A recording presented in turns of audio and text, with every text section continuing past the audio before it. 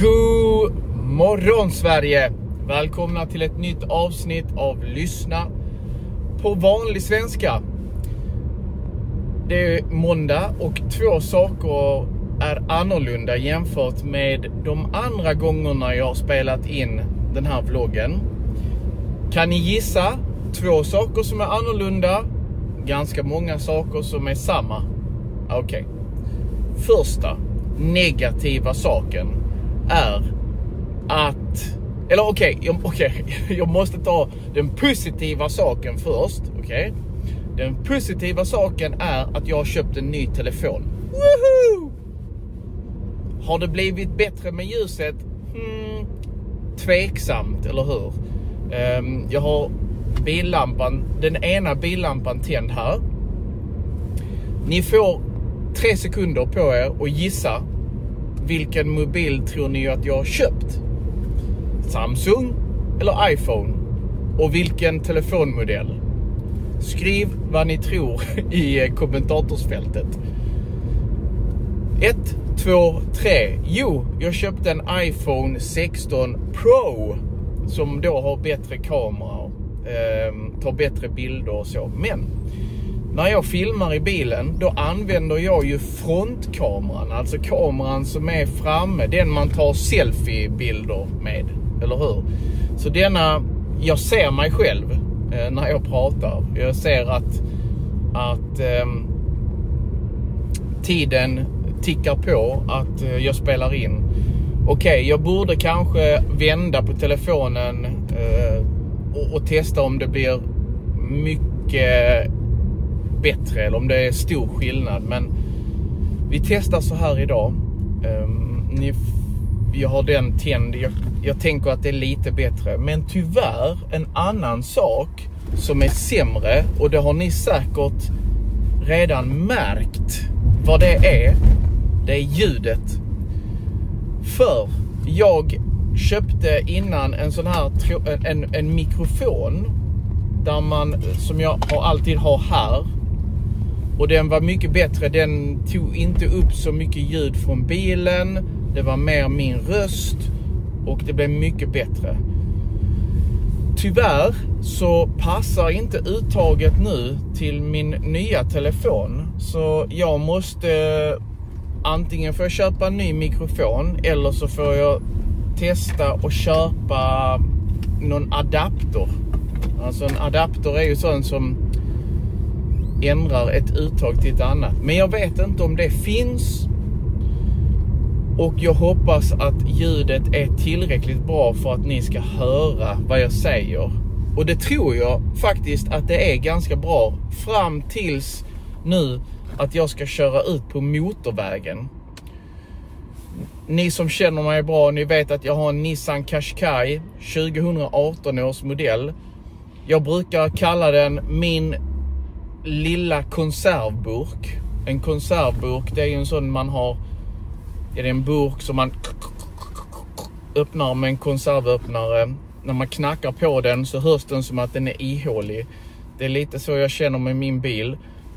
När jag kör ut på motorvägen, då är ljudet jättehögt utifrån. Alltså när man kör, vägljudet är högt. Så jag hör knappt vad jag själv tänker. Så det ska bli intressant nu när jag kommer ut på motorvägen och se om ni kan höra vad jag säger. Om det är jättedåligt, då får jag köpa en ny mikrofon helt enkelt som passar till min nya telefon. Ja, och nu kör vi ut på motorvägen, så det ska bli intressant att se här. Okej, jag kommer fortsätta babbla på nu. Prata högt så att ni hör. Det första jag vill prata om, det är min ekonomi, mitt sparande. Det är en ny vecka. Förra veckan så hade mina pengar ökat till ungefär 20 000. Så jag har haft en utveckling på 3 månader, lite mer än 3 månader. Förra veckan på 20 000. Och nu är de uppe på Nu gick jag in på fel. Men de är uppe på 26 000. Nästan. Nu sjönk, för dollarn sjönk lite. Så 25 800 någonting. Jag vet inte om ni kan se det. Ja. Så det är ju fantastiskt. Det är upp över 5 000 kronor på en vecka. Det är otroligt. Men börsen har gått väldigt starkt. Och den fortsätter att gå starkt. Men, och självklart, det är inte så att mina pengar ökar varje dag. Utan de går ner också. Och i nästa avsnitt så tänkte jag visa statistiken. Eller inte kanske i nästa avsnitt, utan i min film om sparande. Där jag förklarar varför det är bra att spara i aktier. Om man har ett långsiktigt sparande. Jag håller på att jobba på den filmen. Och där tänkte jag också ta och visa mer exakt mina siffror. Så ni kan se hur det har gått. Så det är fantastiskt. Och ni vet, jag har ett samarbete med Avanza. Om ni klickar på länken under filmen och öppnar ett konto och köper aktier, då får jag 150 kronor. Och då hjälper ni kanalen på så sätt. Ja, så det var det. Jag vill inte prata så mycket om pengar och aktier i denna filmen, eftersom jag håller på att jobba på en ny film.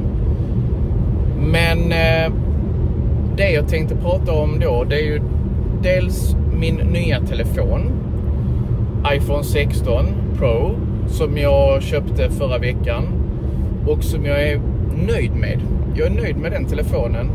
Det var på jag köpte den på typ Elgiganten Phone House i Lund på Nova. Och de hade månadens mobil. Och detta var månadens mobil. Egentligen så ville jag köpa en iPhone 16 Pro Max. Ni vet, med den stora skärmen. Men detta var ett så bra erbjudande. Så att jag kunde inte låta bli. Utan jag slog till. Slå till, det betyder, det är ett idiomatiskt uttryck. Det betyder att jag tog chansen och köpte telefonen. Jag slog till, jag tror det skulle skilja nästan 7000 på Pro-modellen och Pro Max-modellen med det här abonnemanget. Och min tanke är att jag ska försöka dra halva kostnaden i mitt företag och halva kostnaden då att jag står privat för det. Sen vet jag inte om Skatteverket accepterar det, men jag får ju motivera varför. Att jag använder den när jag spelar in de här vloggarna. Jag använder för att ladda upp filmer. Jag använder för att redigera filmer. Jag använder telefonen när jag spelar in dialoger till mina träna svenska filmer. Så jag använder den faktiskt väldigt mycket. Och såklart sköta ekonomin, mail om företaget. Gå in på min webbshop och ändra och ställa in nya saker där. Och jag vill säga tack till alla som har köpt min studieplanerare. Det känns bra. Jag är stolt. Det verkar som om alla som har köpt den har varit nöjda med vad de får för 119 kronor. Jag fick en kommentar om att en person önskade att min bok hade varit riktig. Alltså att den inte var att man laddar ner den, utan man fick en bok hemskickad. Och det hade jag också önskat. Men då hade den kostat jättemycket mer. Jättemycket mer. För då tillkommer kostnaden, jag måste trycka boken. Jag måste ha kanske ett lager för var ska jag ha böckerna någonstans. Vad ska jag göra med böckerna som inte blir sålda? hur många böcker ska jag köpa in? Ska jag ta en chans att det är 500 böcker på ett år? Eller är det 200 böcker på ett år? Eller hur mycket? Och sen tillkommer fraktavgift som såklart de som köper boken får betala. Så jag tror att detta är det bästa värdet för kunden. Att man kan ladda ner boken som pdf, man kan skriva i dokumentet på datorn eller i telefonen, men man kan också välja att skriva ut den. Jag fortsätter att jobba på min studieplanerare. Ni vet att jag la till ett dokument med, jag tror 21 skrivuppgifter som man kan träna på. Och just nu jobbar jag på läsförståelseövningar som jag också funderar att lägga till min studieplanerare. Och jag tänker också alla de som har hjälpt mig och stöttat mig och köpt min studieplanerare kommer att få, om jag har mailadressen så kommer jag skicka de här läsförståelseövningarna till alla er som har köpt min studieplanerare. Min tanke är att jag ska lägga till de övningarna. Jag jobbar med texter för SFI på C och D-nivå med statistik och så här. Statistik, nyhetsartiklar och sen lite svårare texter för grundläggande också, där man ska läsa mellan raderna och förstå situationen.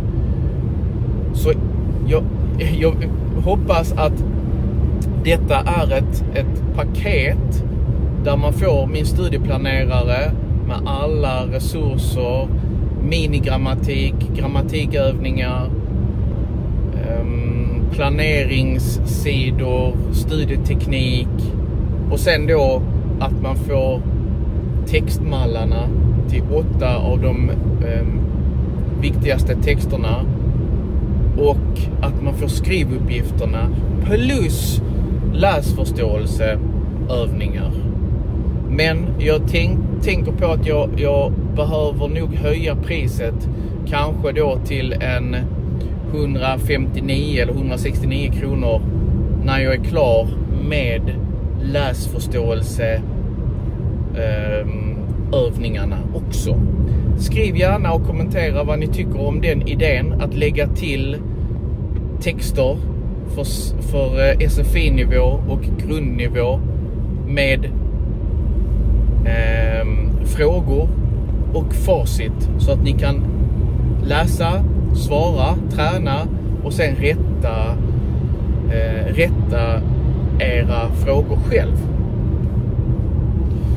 Ja, det var lite mina tankar om studieplaneraren. Jag fortsätter att jobba på den och jag är tacksam för alla som har köpt min studieplanerare. Och jag vet att jag pratade om mobilskal och kaffemugg. Men just nu har jag inga sådana planer eftersom jag försöker lära mig att bokföra.